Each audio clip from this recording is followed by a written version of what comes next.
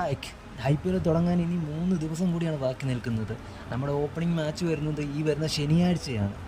ഞാനടക്കമുള്ള cricket ആരാധകർ ഒന്നടങ്കം കാത്തു നിൽക്കുന്നത് ഈ IPL കാണാൻ വേണ്ടിയാണ്. വലിയൊരു ബിഗ് ഓപ്ഷൻ കഴിഞ്ഞിട്ട് കുറച്ച് പ്ലേയേഴ്സ് KKRലേക്ക് പോയി ഓരോ ഫ്രാഞ്ചൈസിലായിട്ട് ഓരോരോ പ്ലേയേഴ്സാണ് കളിക്കുന്നത്.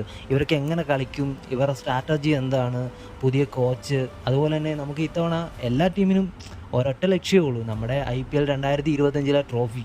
അതാരും മേടിക്കുന്നു കാത്തിരിക്കണം നമ്മൾ. എന്താ വെച്ചാൽ അതിനുവേണ്ടി നമ്മളൊരു 2 മാസം നമ്മൾ കാത്തിരിക്കണം.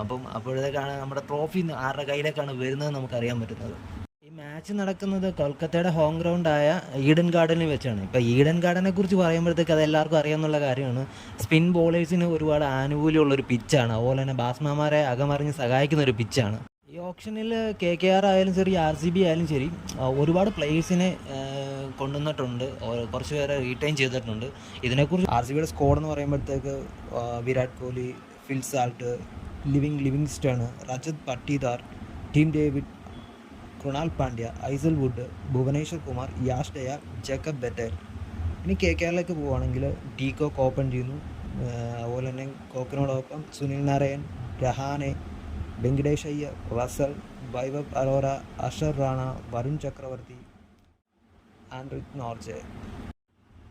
ഞാൻ RCBനെ കുറിച്ച് പറയുകയാണെങ്കിൽ RCBയുടെ ഒക്കെ ഒരുപാട് മൈനസ്, അതായത് നെഗറ്റീവ്സ് ആയിട്ട് ഒരുപാടുണ്ട്. അതായത് നല്ലൊരു സ്പിന്നർ ഇല്ല, അതുപോലെ തന്നെ ഒരു എക്സ്പീരിയൻസ് വിക്കറ്റ് ടേക്കർ ആയിട്ടുള്ള സ്പിന്നർ RCBയുടെ പക്കലില്ല. ചിലപ്പോൾ അവർ എന്തുകൊണ്ട് അവർ ഓപ്ഷനിൽ എടുത്തു എന്നത് നമുക്കറിയത്തില്ല. അതുപോലെ തന്നെ നമുക്കൊരു മാച്ച് ഫിനിഷ് ചെയ്യേണ്ട ഒരു പ്ലെയറെ RCB ഈ സ്ക്വാഡിൽ ഉൾപ്പെടുത്തിയിട്ട് ഇല്ല, RCBക്ക് ഇല്ല. അതുപോലെ തന്നെ എന്താണെന്ന് വെച്ച് കഴിഞ്ഞാൽ നമുക്ക് ജഡേജനെ പോലെയോ അല്ലെങ്കിൽ മില്ലറിനെ പോലെയോ ഒരു മാച്ച് മിഡിൽ ഓർഡറിൽ ഒരു 12ാമത്തെ അല്ലെങ്കിൽ 15ാമത്തെ ഓവറിൽ നിന്നും 20ാമത്തെ ഓവർ വരെ എത്തിക്കാനായിട്ട് മാച്ച് ഫിനിഷ് ചെയ്യേണ്ട ഒരു പ്ലെയറിൻ്റെ ഒരു അഭാവം ഉണ്ട്. ലിവിങ്സ്റ്റൺ ഒക്കെ വെച്ച് കഴിഞ്ഞാൽ ലിവിങ്സ്റ്റൺ ഓൾറെഡി നാഷണൽ ടീമിൽ പോലും ഫ്ലോപ്പാണ്. അപ്പം അങ്ങനെ ഒരു പ്ലെയറിനെ വിശ്വസിക്കാൻ പറ്റില്ല. പിന്നെ ടീം ഡേവിഡിനെ കുറിച്ച് പറയുകയാണെങ്കിൽ മുംബൈയിൽ അദ്ദേഹം എന്താ കാണിച്ചതെന്ന് നമ്മൾ കഴിഞ്ഞ സീസണിൽ കണ്ടതാണ്. ഫുൾ ടോസ് വന്നാൽ മാത്രം ഹിറ്റ് അടിക്കാൻ അറിയാവുന്ന ഒരു സൈലൻ്റ് ആയിട്ടുള്ള ഹിറ്ററും കൂടിയാണ് ടീം ഡേവിഡ്. പിന്നെ കൃണാൽ പാണ്ഡ്യയും ഏസൽ വുഡും. ഏറ്റവും RCBയുടെ ഒരു ഏറ്റവും നല്ല പ്ലസ് പോയിന്റ് എന്താണെന്ന് വെച്ചാൽ ജേക്കബ് ബെറ്റാൽ എന്ന് പറയുന്ന ഒരു ഓൾറൗണ്ടറെ കൊണ്ടുവന്നത് അത് ടീമിന് ഒരുപാട് ഗുണം ചെയ്യുന്നൊരു കാര്യമാണ്. പിന്നെ നമ്മൾ KKRലേക്ക് വരുവാണെന്നുണ്ടെങ്കിൽ ഡീകോക്ക്, സുനിൽ നാരായണൻ്റെ ഓപ്പണിംഗ് ആണ്. അതായത് ഇവർ നേരത്തെ ഒരു ഓപ്പണിംഗ് കൂട്ടുകെട്ടൊക്കെ ഉണ്ടായിരുന്നതാണ്, നമ്മൾ കണ്ടതുമാണ്. ഇവിടെ അത്യാവശ്യം നല്ല പോലെ സ്റ്റാർട്ട് ചെയ്തിട്ടൊക്കെ ഉണ്ട്. പിന്നെ അടുത്ത് വൺ ഡൗൺ ആയിട്ട് രഹാനെ അല്ലെങ്കിൽ വെങ്കടേഷ് അയ്യർ ആയിരിക്കും വരുന്നത്. ഇവർ രണ്ടുപേരും ആരായാലും അത്യാവശ്യം നല്ല റൺ അടിക്കാനുള്ള സാധ്യതയുണ്ട്. പിന്നീടാണ് ഇവരുടെ പ്രശ്നം.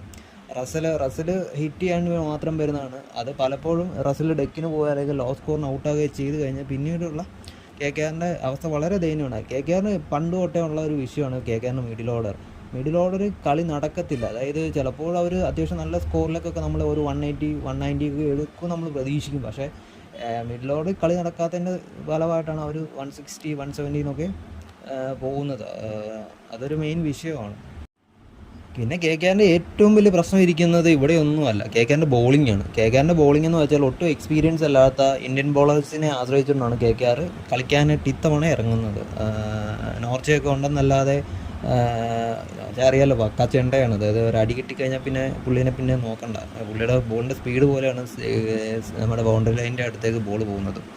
വൈഭവ് അറോറ ആയാലും അഷർ റാണ ആയാലും വിക്കറ്റ് എടുത്ത് ആ ഒരു ഇത് പോയാൽ രക്ഷപ്പെട്ടു. ഇല്ലയെന്നുണ്ടെങ്കിൽ KKRൻ്റെ കാര്യം വളരെ പരിതാപകരമായ അവസ്ഥയിലേക്കേ പോകത്തുള്ളൂ. പിന്നെ സ്പിന്നിന് അനുകൂലമായിട്ടുള്ള പിച്ചായതുകൊണ്ട് തന്നെ ഈ കളി ചിലപ്പോൾ സുനിൽ നാരായണൻ്റെയും വരുൺ ചക്രവർത്തിയുടെയും ഒരു ഫുൾ ആധിപത്യം ചിലപ്പോൾ കാണാനുള്ള സാധ്യതയുണ്ട്. അപ്പം ഡ്രീമിനൊക്കെ ഇടുന്നവർക്ക് ഈ 2 ടീമിന് ഇടുവാണെങ്കിൽ അത്യാവശ്യം നല്ലതായിരിക്കും. അപ്പം ഇതാണ്, അതായത് ഇവരുടെ KKRൻ്റെ ബോളിങ്ങും അതുപോലെ തന്നെ മിഡിൽ ഓർഡറുമാണ് പ്രശ്നം. RCBനെ പറയുകയാണെന്നുണ്ടെങ്കിൽ RCBക്ക് നല്ലൊരു സ്പിന്നറില്ല. അതുപോലെ തന്നെ ഫിൽ സാൾട്ട് എന്ന് പറയുന്ന പ്ലെയർ ഉണ്ട്. അത് KKR വൺ ഷോ ആയിരുന്നുകൊണ്ട് അവർ ഓപ്ഷൻ വിട്ടത്.